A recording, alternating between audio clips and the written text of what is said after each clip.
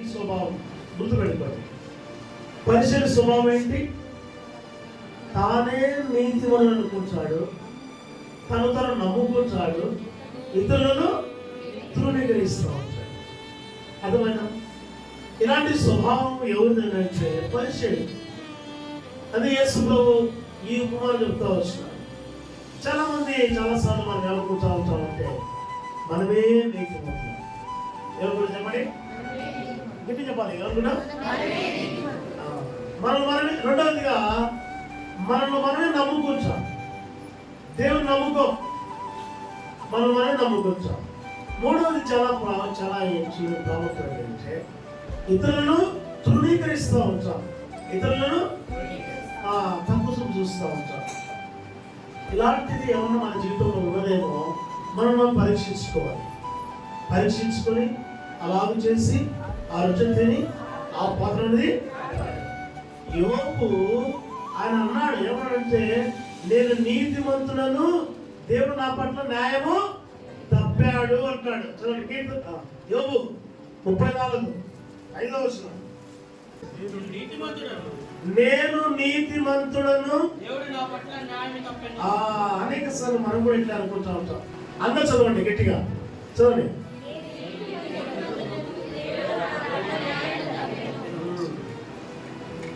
అనేక సార్లు అనుకుంటా ఉంటాం, నేను నీతిమంతుడను, మనం నమ్ముకుంటాం, ఇతరులను చెప్పండి ఏం చేస్తుంటాం.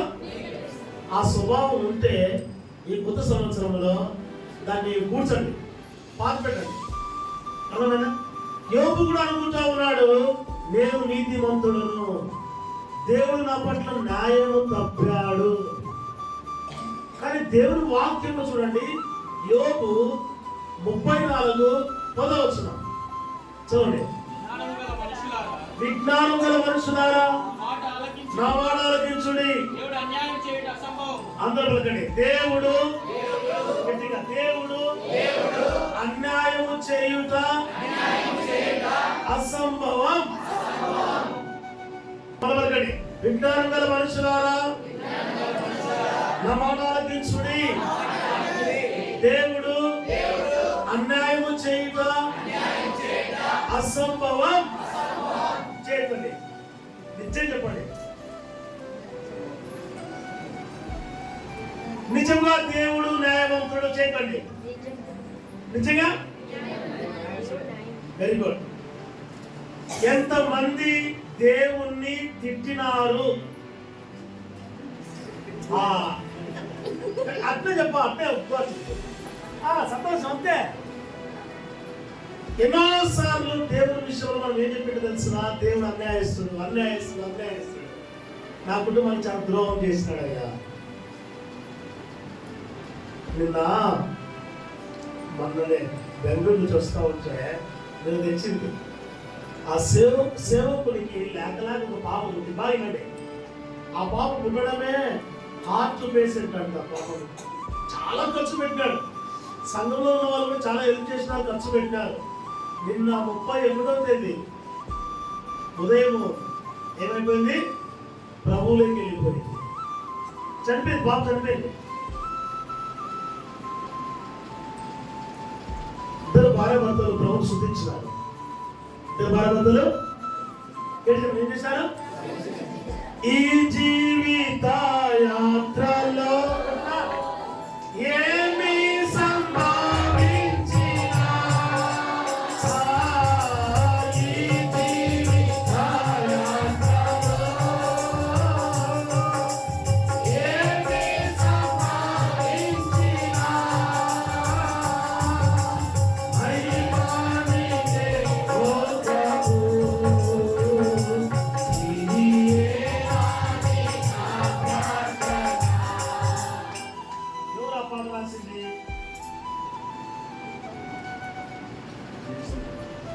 అన్న చెప్పినారు జేసీ రావు. ఎవరు చెప్పండి? ఏ పేరు? జేసీ రావు. గట్టి చెప్పండి, ఏ పేరు? ఎక్కడ సేవ చేస్తున్నాడు? ఉన్న ఆయన పేరు లేదు మాకు, మనం అనుకున్నా ఢిల్లీలో. ఎక్కడ? ఇంత ఎందుకు ఆ పాట రాశారంటే వాళ్ళ కొడుకుకు కడుపులో భయంకరమైనటువంటి వ్యాధి వచ్చిందంట. పేగులు తింటదంట ఆ వ్యాధి.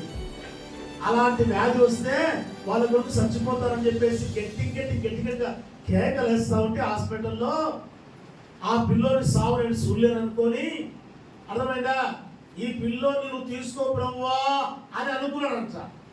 ఏమనుకున్నాడంట? ఈ పిల్లని నువ్వు తీసుకో ప్రభువా, ఎందుకు ఊరిగా ఒకటేమైనా ఏడుస్తున్నాడు కేకలేస్తా ఉన్నాడని అనుకుంటా ఉంటే అప్పుడు ప్రభు తనతో మాట్లాడుతూ ఉన్నాడు. అన్ని వేళలా ప్రభును స్తుతించాలి, అన్ని వేళ ప్రభును. అప్పుడు ఆ పాట రాస్తాడు. హల్లెలూయా పాడగా పాడండి. హల్లెలూయా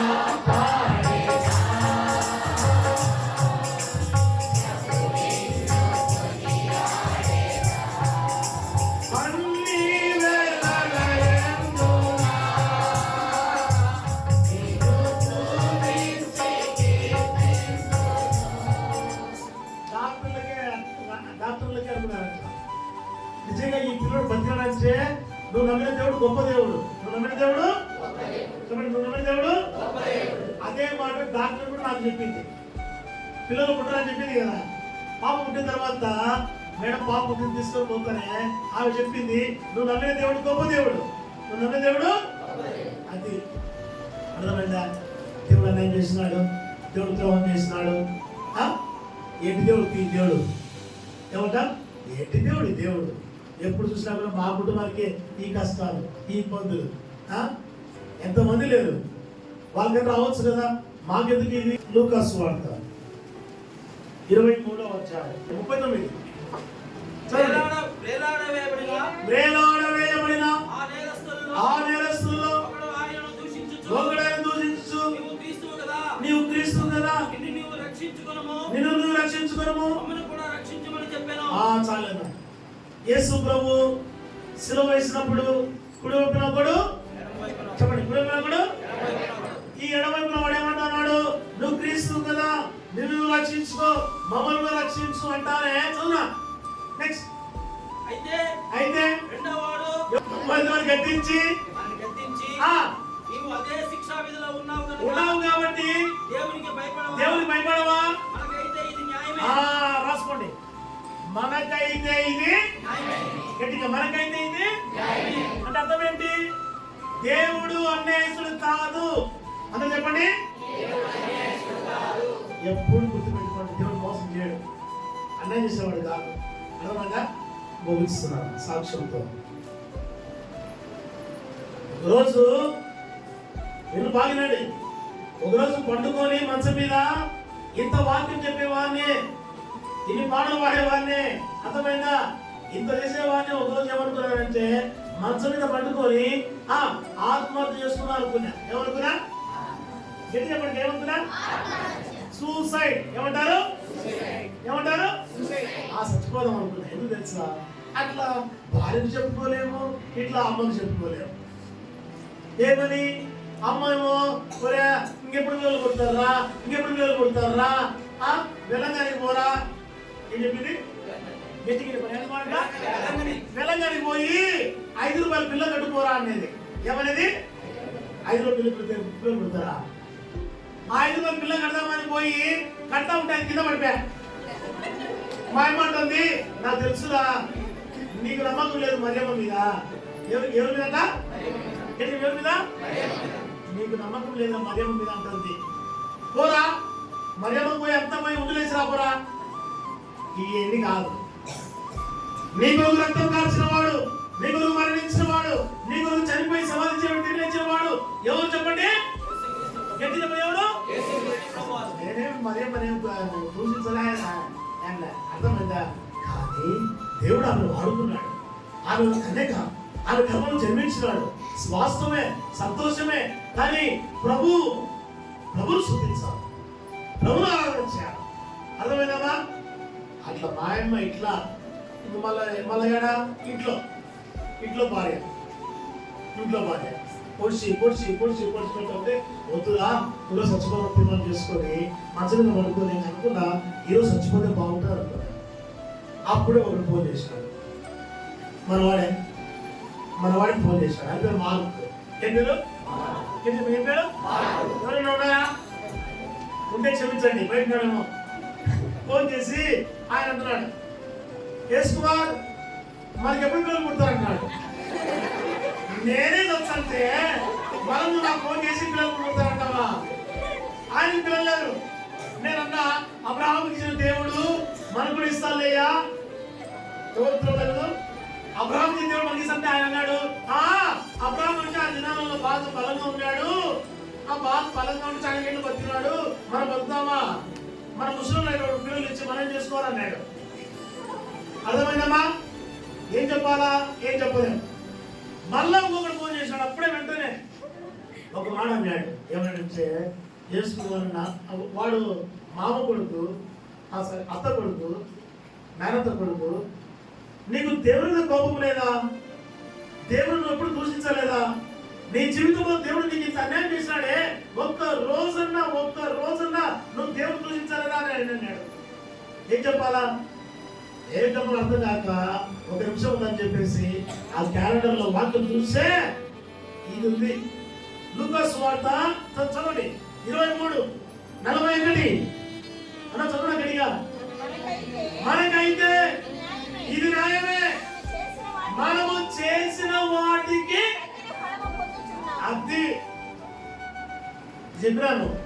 ఓ సమయాలు నేను ఎన్నెందు చేస్తున్నానో నీకేం తెలుసు, నా దేవుడు ఎంత దుఃఖం పెట్టి నీకే తెలుసు, నా దేవుడు నా గురించి ఎన్నిసార్లు ఏడ్చాడు నీకే తెలుసు. సమయాలు నేను చేసిన వాటికి తగిన ఫలము పొందుచున్నాను, కానీ ఈయన అది నేను చెప్పినాను. దేవుని దూషించాను, దేవుని తింటాను, దేవుని మీద కోపపడాను, దేవుని మీద అలగను. నా దేవుడు ఎప్పుడు కూడా అన్యాయం చేసే దేవుడు కానే కాదు అని చెప్పినాడు. మీరు అనుకోవచ్చు, ఏమన్నా ఆయన గురించి చెప్పుకుంటాడు అని అనుకోవచ్చు, కానీ నేను చెప్పాను ఆయనకి, నా దేవుడు అన్యాయం చేసేవాడు కాదు. ఎన్నో నిందల్లో, బాధల్లో, దుఃఖంలో, అవమానములలో, వీటన్నిటిలో కూడా మన దేవుడు ఎలాంటి వాడంతా పాడండి. నమ్మకమైన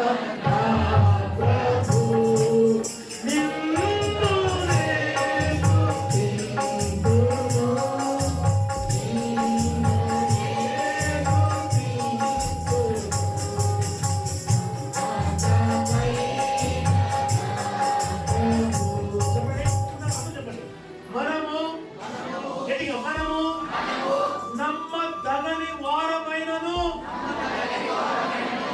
ఆయన నమ్మదగిన వాడు. మనం నమ్మకం లేని వాళ్ళమే, మన విశ్వాసం లేని వాళ్ళమే, మన మోసం చేసే వాళ్ళమే, మనం అన్యాయం చేస్తున్నామో కానీ ఆయన మాత్రం అన్యాయం చేసిన దేవుడు కాదు. కాబట్టి పలకండి, ప్రతి మనుష్యుడు తను తాను పరీక్షించుకున్నవలను అలాగే చేసి ఆ రొట్టెను తిని ఆ పాత్రలో నుండి త్రాగవలను. చెప్పండి, ముగిస్తున్నాను. ఎవడు అయోగ్యముగా ప్రభు యొక్క శరీరం తిని ఆ రక్తం తాగితే ఏమైపోతాం? చూడకూడదు.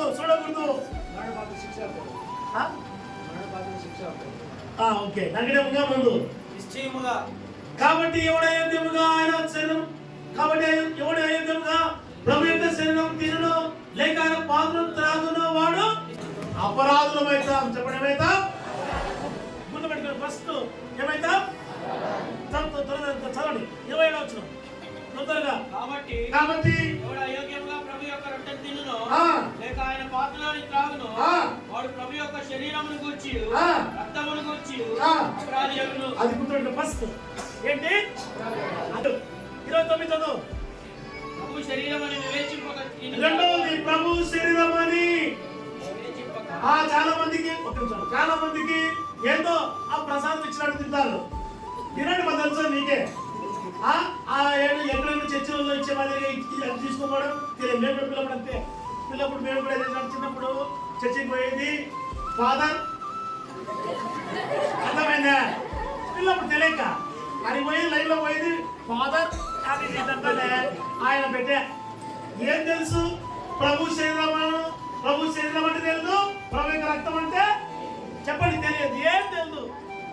ఊరికి తినడమే త్రాగడమే. చదువునా ఏమైంది? అది రెండవది దేవుని శిక్ష మనకి వస్తుంది. ఏమొస్తుంది? నువ్వు ఇప్పుడు అనుకోవచ్చు, ఏం కాదులే ఏం నేను చెప్పుకుంటా పోతే ఎన్నో ఉంటాయి. ఆయన అన్న మేము క్లోజ్ చేయాలని చేస్తాను, అర్థమైందా? ఊరికే వాళ్ళు తింటున్నారు, వీళ్ళు తింటున్నారు, నేను తినకపోతే ఏమవుతుందో మళ్ళా మనసు అంటారు కదా, సేవకుడు ఏమనుకుంటాడో, పెద్దలు ఏమనుకుంటారని తీసుకుని తినకండి.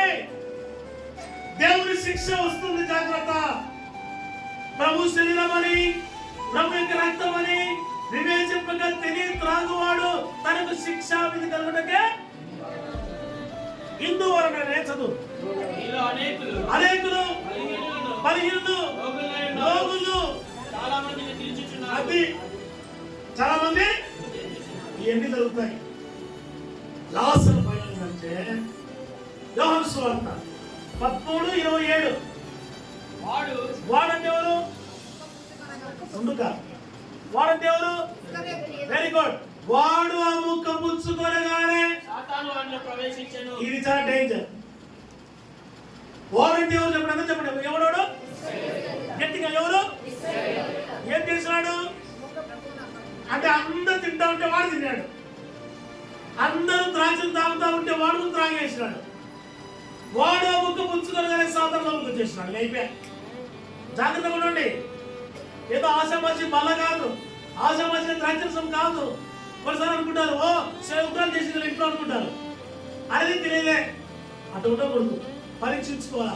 ప్రభువాను పరీక్షించు, ప్రభువాను పరిశోధించు. నా జీవితం చూడు ప్రభువా, నేను ఎక్కడైనా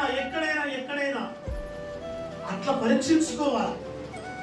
లేకపోతే సాధారణ చులవలో కూర్చుంటాడు. ఇప్పుడు చెప్పండి, యూదా ఇస్కరియోతు సూసైడ్ చేసుకున్నాడా లేదా? గట్టిగా చెట్టుకు ఊరేసుకొని అది. కాబట్టి జాగ్రత్తగా దయచేసి నూతన సంవత్సరంలో పరీక్షించుకొని నేను ఏమైనా ఉంటే అన్ని వదిలేసి అందులో సమాధానపడి, అర్థమైందా? చాలా మంది మాట్లాడుకోరు, పేరు చెప్పుకోరు. ఓరా మొత్తం చూడండి, ఇవన్నీ వదిలేసేయండి. సమాధానంగా సంతోషంగా అందరు కలుసుకొని క్షమాపణ అడుక్కొని అందరూ కూడా వాళ్ళ ప్రభువులలో పాల్గొంటారు.